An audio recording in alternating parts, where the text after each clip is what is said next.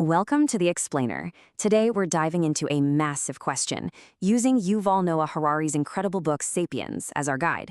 What is the real secret to human success? Let's get into it. For most of our long history, humans were, well, we were nothing special. We were just another animal kind of hanging out in the middle of the food chain, really just trying not to get eaten. So how did we, of all the creatures on this planet, end up running the whole show? Just look at this. The scale of this transformation is absolutely wild. We went from cracking open bones left behind by actual predators to becoming the undisputed masters of the entire planet. What on earth changed? What was the turning point? Well, the secret wasn't bigger muscles or sharper claws. Nope. It was a sudden, radical upgrade that happened inside our heads. Harari calls this the cognitive revolution. And believe me, this wasn't just some minor software update. It changed absolutely everything. So, this revolution gave us a brand new tool, something completely unique and incredibly powerful. You could almost call it a superpower that no other animal had. And it all comes down to the strange and wonderful way we use language. Okay, here's the key difference. A monkey can shout, "Careful, a lion!" It's describing a real, immediate danger right there in front of it. But only a human can say something like, "The lion is the guardian spirit of our tribe." We can talk about things that don't physically exist. Harari has a name for these stories: imagined realities. Think about things like gods, nations, laws, money. They aren't objective, physical truths. But, and this is the crucial part, as long as enough of us believe in them, they have immense real-world power. This ability to believe in fictions is what truly makes us unique. As Harari brilliantly puts it, you could never get a monkey to give you its banana by promising it endless bananas in some kind of monkey heaven.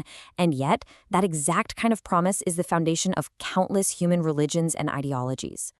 Think about it this way. Gossip is actually pretty useful for holding a small tribe together. But there's a limit, right around 150 people. How do you get a city, a corporation, or a country of millions of total strangers to cooperate? Well, for that, you need a much, much bigger story that everybody buys into. So let's look at a few of these fictions. These things are so powerful and so woven into our daily lives that we often forget they're just stories that we've all agreed to believe. Okay, take a look at this number, 200,000. That's about how many people work for the car company Peugeot. Now think about that. These people have never met. They live in different countries, they speak different languages, and yet every single day they all work together almost seamlessly to design, build, and sell cars. How is that even possible?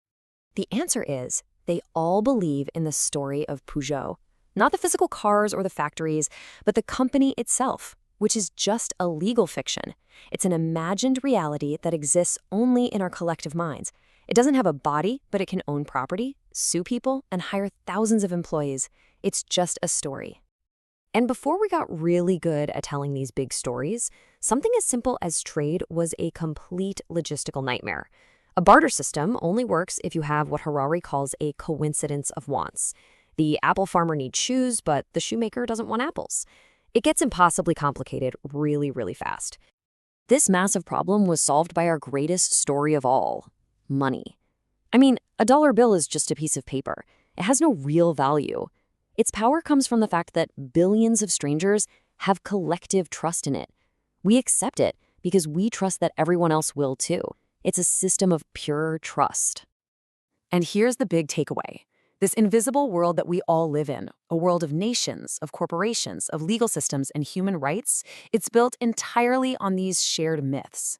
They are the invisible scaffolding of our entire civilization, and they exist only in our collective imagination. Okay, so we've used our stories to master the world around us. But what's next?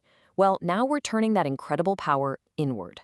We are on the verge of completely rewriting the story of life itself. This just shows you how quickly our power over biology has accelerated.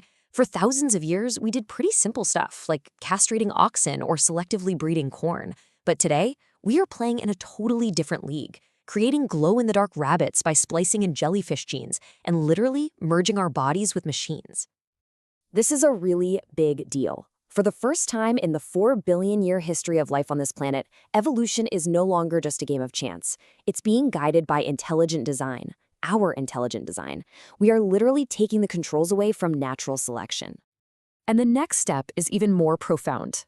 What happens when we can engineer not just bodies, but our minds, our emotions, our consciousness itself? We're talking about fundamentally altering the very essence of what it means to be human. And this is what Harari calls his Frankenstein prophecy. The story isn't a warning that we'll accidentally create some monster that destroys us.